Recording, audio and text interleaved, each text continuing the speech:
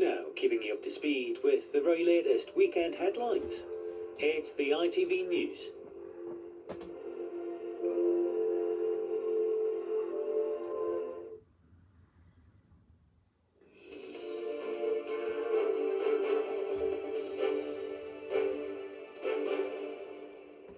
Good afternoon.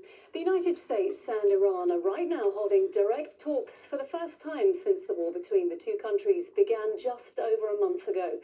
Vice President J.D. Vance is leading the American delegation at the negotiations in Pakistan's capital, Islamabad. Our international editor, Emma Murphy, is in Tehran for us tonight. Emma, any signs of progress in these talks?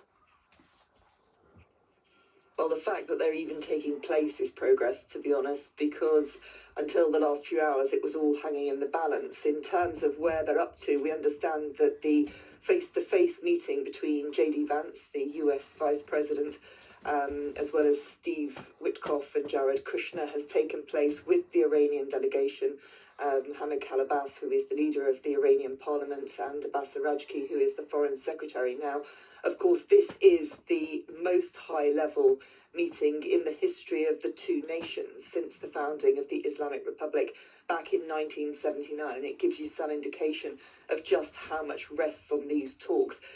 J.D. Vance is there at the request of the Iranians. They saw him as the least hawkish and most likely to want to see this war come to an end within the American administration. So that's why his presence is seen as so significant. I understand that those direct talks have now taken place and it's moved towards the technical conversations. So that's the rest of the delegation that are there, the other teams, the money men, the technical types that know about weaponry, as well as those that can talk about the economy. And so they're wading through the conversations that have gone on this morning to try and see where they can find a point of agreement. Of course, it is hugely consequential what they come up with in these talks because so much rests on them, whether or not war restarts here, whether or not the global financial crisis can be eased in the coming days and weeks.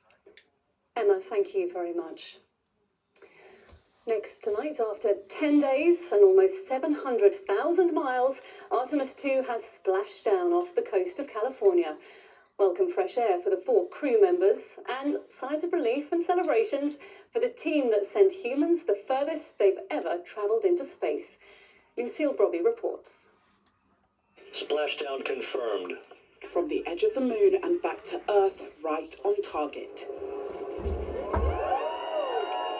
After travelling further into space than any humans ever, the crew of Artemis II have completed a near-perfect return, splashing down in the Pacific Ocean off the coast of California.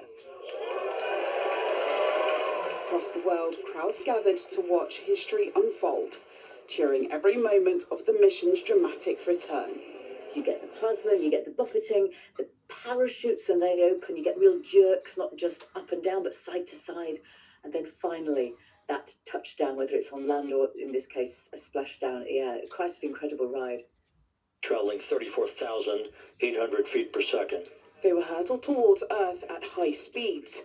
Main chute deploy. And minutes later, they executed a textbook landing.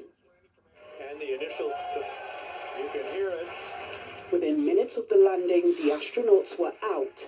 But coming back to Earth isn't that simple. After days in microgravity, astronaut Helen Sharman says even standing up again can be a challenge. To start with, I wanted to make sure I held on to something. People were holding me to, we've seen the Artemis II astronauts, to stop them from possibly overbalancing. Meanwhile, at NASA, the mood has been celebratory, and officials are calling this mission the start of a new era. I do know that our entire astronaut corps is spectacular, and so I have no doubt that the next teams will also rise to that level. After 9 days in space, the Artemis crew are heading home back to their families. But their journey is only just the beginning. Lucille Brobby, ITV News. In other news, a 19-year-old woman has died after a dog attack in Essex. Police say they found the victim with serious injuries after being called to a home near Dunmow late last night. A 37-year-old man has been arrested on suspicion of being in charge of a dangerously out-of-control dog causing death. He remains in custody. Police in Northern Ireland say they're prepared in case fuel protests taking place in the Republic of Ireland spread across the border. Hundreds of petrol stations have so far run dry after farmers blocked access to a major oil refinery. And Eamon Holmes is recovering in hospital after suffering a stroke last week. GB News, where he currently works, said he's responding well to treatment and has requested privacy while focusing on his recovery. Now in the Grand National at Aintree, I Am Maximus became a two-time winner after a thrilling race, which saw the pre-race favourite come from behind to win on the final stretch. It gives trainer Willie Mullins his third consecutive victory in the race, the first time that's happened since 1955. Chris Scudder was watching. Liverpool in spring means only one thing. Many dressed to the nines and hoping a big favourite could become the first horse since legendary Red Rum to regain the National. I'm Maximus. I'm Maximus. It's a really good chance. I Am Maximus. Are you happy yet? Weather's turned out as well. It's nice, isn't it? It was meant to be rain. I was like, but it turned out good in the end. Aintree was a picture as horses and jockeys got one last look at those daunting fences. Up the inside with For some it was very brief. Willie Mullins' Irish hopeful Grange Clare West fell at the first, but up ahead another of the Mullins stable was about to achieve greatness. By the last Ben Jones on board, Jordan's led the way and looked set for glory. But the Grand National is a place where legends are made, where racing immortality for the greats is assured. And just like Red Rum a half a century ago, I Am Maximus, despite carrying the top weight, came storming through to win. First 2 years ago, second narrowly last year, now another famous victory under jockey Paul Town. I galloped to the end of the world for you. Privileged to do it. And what a horse. A Grand National double for I Am Maximus and Paul Townend. Aintree legends both. Chris Scudder, ITV News. Football now, and in the Premier League, a major blow to Arsenal's title hopes as they suffered a shock defeat at home by Bournemouth. It was. Meanwhile, in rugby, England's women made a winning start to their Six Nations campaign, beating Ireland 33 points to 12. England are looking to win the tournament for an 8th successive year.